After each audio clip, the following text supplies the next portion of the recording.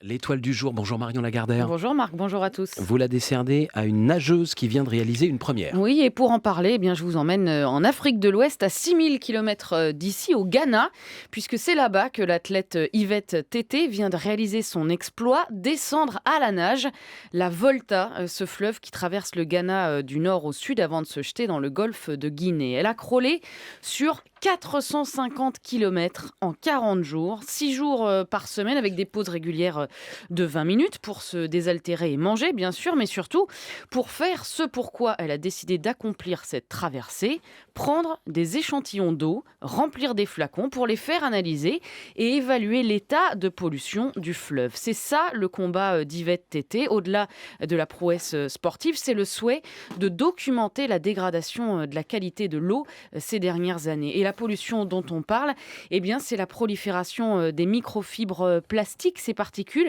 qui viennent des vêtements que nous portons. Alors je dis nous puisqu'il s'agit de nos vêtements, ceux des habitants des pays du Nord. Par exemple ce t-shirt dont on ne veut plus et qu'on va déposer bien consciencieusement dans une boîte à vêtements pour qu'il serve à quelqu'un d'autre. Ce t-shirt a de grandes chances de se retrouver dans le plus grand marché de vêtements d'occasion du monde, le Ghana. 15 millions de vêtements importés chaque semaine et des invendus qui finissent dans d'immenses décharges, aujourd'hui saturées au point de se déverser dans le fleuve. 15 millions de vêtements par semaine et autant de déchets en puissance. Alors Yvette Tété, qui au départ n'est pas athlète mais PDG d'une entreprise de fruits secs à Accra, a décidé de s'impliquer, d'abord en s'engageant avec la fondation OR, qui sensibilise aux ravages de la fast fashion, puis en lançant cette idée de descendre la Volta pour documenter la pollution.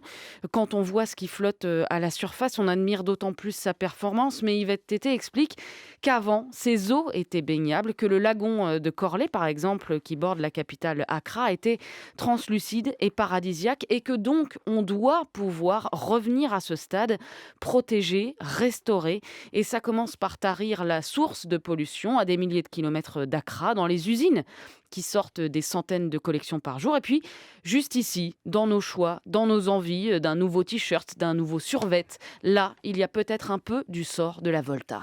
J'arrive dans la boutique en fin d'après, mais je vois ce putain de survêt, il est soldé. Je vais pouvoir flex à pas cher. Et putain, y'a un mec dans la soirée calme même, ça valait pas la peine. Nouveau survêt, je suis sur mon 31. C'est pas le 31, juste un samedi soir, t'inquiète pas, c'est rien. Mentalité, zéro lendemain. Tout ira bien tant que mon verre est plein. Dites aux voisins qu'on va jamais baisser le son. Majeur en l'air vers le ciel, baisse le Il y a ceux qui nagent et ceux qui rament. Renaud Dely. Je suis pas tout à fait sûr. Allez-y. Charles Aznavour. Encore? Mais Non. dites donc, il Ça serait finira là tous bien les par jours tomber. avec vous. C'est comme l'auto, Ça je va- joue toujours ça les va mêmes tomber, numéros. mais Ouais, voilà. aujourd'hui, c'est Demis pas Roussos zéro. alors, non, Non, Statistiquement, ça va marcher un jour. C'est Orelsan. Ça vous dit quelque chose, J'étais Orelsan? pas du tout, non. Sérieusement? Mais non, vous m'avez déjà vu sérieux, Marc. Rarement.